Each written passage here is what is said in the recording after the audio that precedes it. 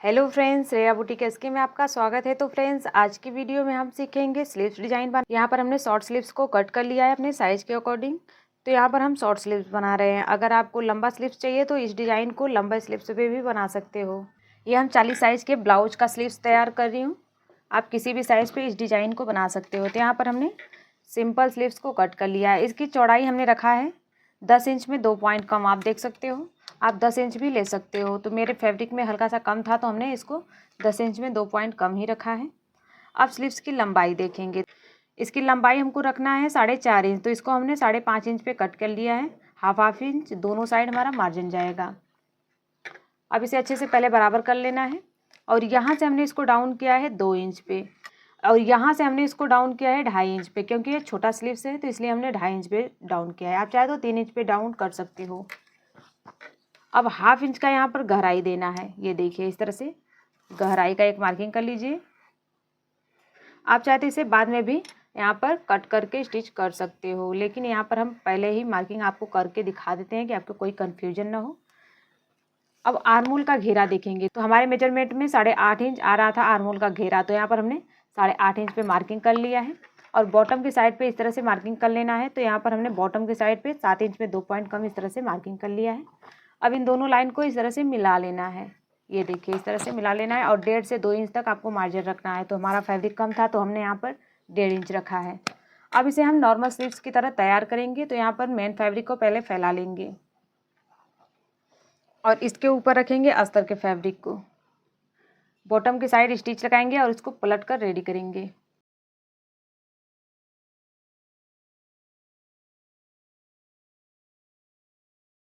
अब यहाँ पर इस तरह से हमने इसको स्टिच कर लिया है। अब इसके ऊपर सिलाई लगाएंगे।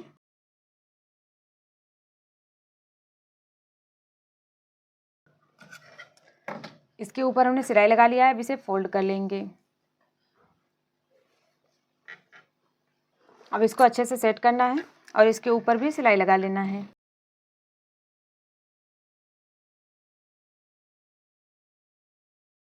इस तरह से इसको हमने स्टिच कर लिया है। जो भी एक्स्ट्रा फैब्रिक है उसको कट कर देना है।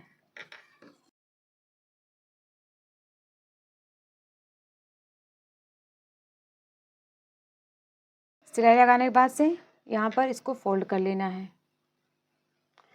फोल्ड करने के बाद से सेंटर से एक कट लगा लेंगे छोटा सा, ताकि आपको सेंटर मार्किंग का पता चल सके। इस तरह से अब बॉर्डर की साइड पे भी एक मार्किंग कर लेंगे। अब यहाँ से हम सीधा लाइन बनाएंगे।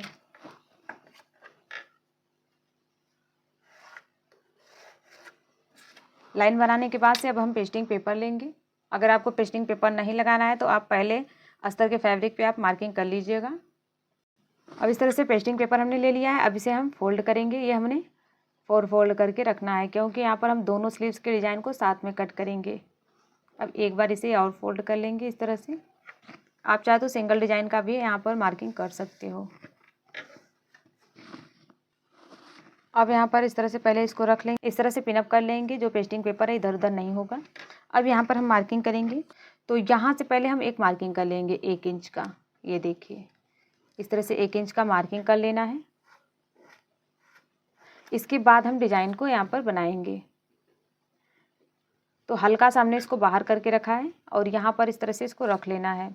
और जो हमने डिज़ाइन के लिए मार्किंग किया है वहाँ से भी आपको मार्किंग कर लेना है। और यहाँ पर पेस्टिंग पेपर को हम 1/2 इंच एक्स्ट्रा रखेंगे और जो भी एक्स्ट्रा पेस्टिंग पेपर है उसको कट कर देना है।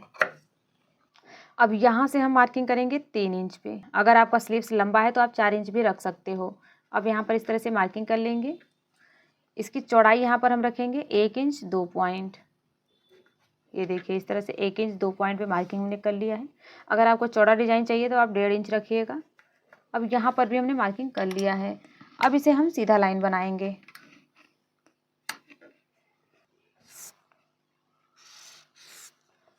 यहाँ पर आप देख सकते हो हमने सीधा लाइन बना लिया है। अब यहाँ पर भी इस तरह से मार्किंग कर लेंगे।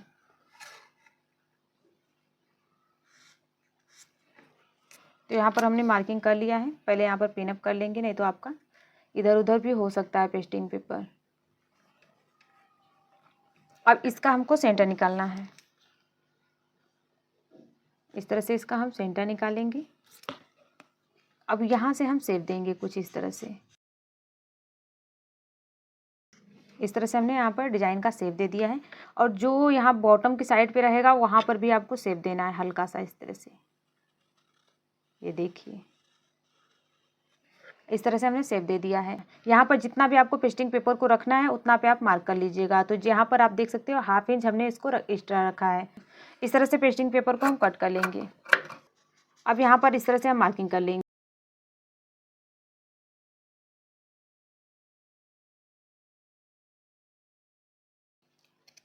तो जो यहाँ पर हमने डिजाइन का मार्किंग किया है उसे भी कट करना है।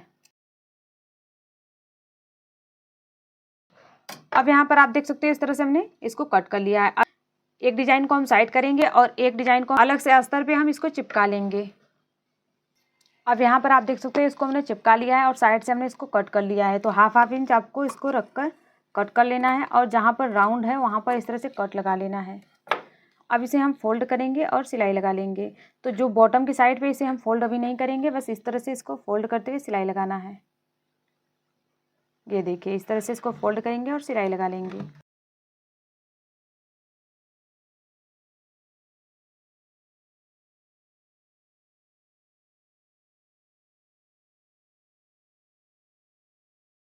इस तरह से इसको हमने स्टिच कर लिया है। अब बॉटम की साइड पे इसको अच्छे से सेट करेंगे। ये देखिए इस तरह से इसको सेट कर लेना है। सेट करने के बाद बीच में हम पिन अप कर लेंगे। तो यहाँ पर हमने पिन लगा लिया है। अब यहाँ पर जो पेस्टिंग पेपर वाला हिस्सा है उसी के हल्का सा ऊपर से सिलाई आपको लगा लेना है।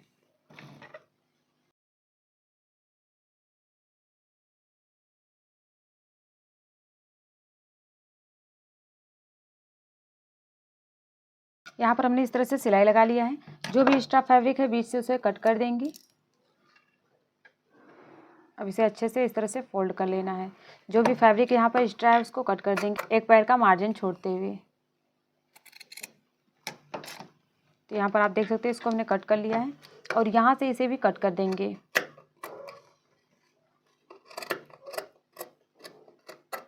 और ये आपको ध्यान रखना है कि दोनों साइड आपको एक पैर का मार्जिन छोड़ते हुए इसको कट करना है। स्टिच भी वैसे ही करना है। अब यहाँ पर जो कॉर्नर बना हुआ है उस पर इस तरह से कट लगा लेंगे।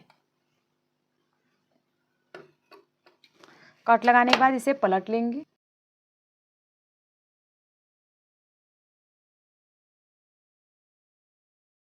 इस तरह से इसको अच्छे से पलट लेना है। अब यहाँ पर आप देख सकते हैं जो भी फैब्रिक एक्स्ट्रा है उसको अंदर के साइड फोल्ड करेंगे। फोल्ड करने के बाद से इसके ऊपर आपको सिलाई लगाना है। इस तरह से इसको बराबर करना है। इसके ऊपर से यहाँ पर हम सिलाई लगा लेंगे।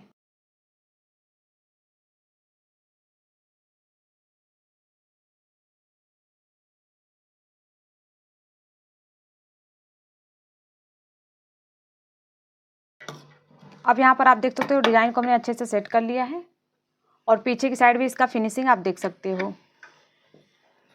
अब यहाँ पर एक बटन हम टक कर लेंगे। तो यहाँ पर हमने शर्ट का बटन लिया है, आप देख सकते हो, और इस तरह का हमने गोल्डन फैब्रिक लिया है। तो इसकी चौड़ाई लंबाई हमने 1.5 इंच रखा है। अब इसे इस तरह से फोल्ड करेंगे। फोल्ड करने के बाद में इसमें हम बटन रखेंगे। ये देखिए अब चारों तरफ से इसको इस तरह से स्टिच कर लेंगे। तो यहाँ पर गोलाई में इसको स्टिच करना है।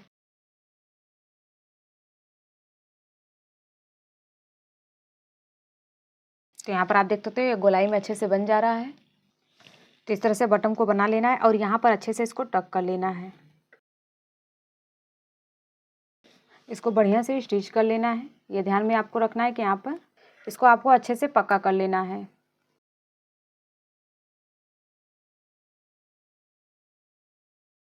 अब यहाँ पर आप देख सकते हो इसको हमने रेडी कर लिया है। बटन को अच्छे से टक कर लिया है। अब एक साइड आपको यहाँ पर निशान लगा लेना है। इस तरह से फ्रंट साइड के लिए 1/2 इंच का एक छटाई का मार्किंग कर लेना है। यहाँ से सिलाई लगाकर इसको कट कर देंगे। ये देखिए इस तरह से हमने सिलाई लगा लिया है। अब इसको छाट कर निकाल देंगे। अगर आप यहाँ पर सिलाई नहीं लगाओगे तो आपका दोनों फैब्रिक निकलने लगेगा। ये देखिए इस तरह से हमने छटाई कर लिया। ये हमारा फ्रंट साइड हो जाएगा, ये हमारा बैक साइड हो जाएगा। अब इसे हम फ्रंट साइड ज्वाइंट कर लेंगे। तो स्लीव्स को रेडी करने के बाद से इसी तरह से दूसरे स्लीव्स को भी आपको रेडी कर लेना है। तो ये स्लीव्स डिज़ाइन आपको कैसा लगा कमेंट में ज़रूर बताइएगा। मेरी वीडियो में बने रहने के लिए धन्यवाद। मेरी वीडियो पसंद आई हो तो लाइक करें, कमेंट शेयर जरूर करें, चैनल को सब्सक्राइब करें, बेल बटन को प्रेस करें ताकि नई नई वीडियो की नोटिफिकेशन आप तक पहुंचती रहे। बाय बाय, धन्यवाद। मिलेंगे अगली वीडियो में।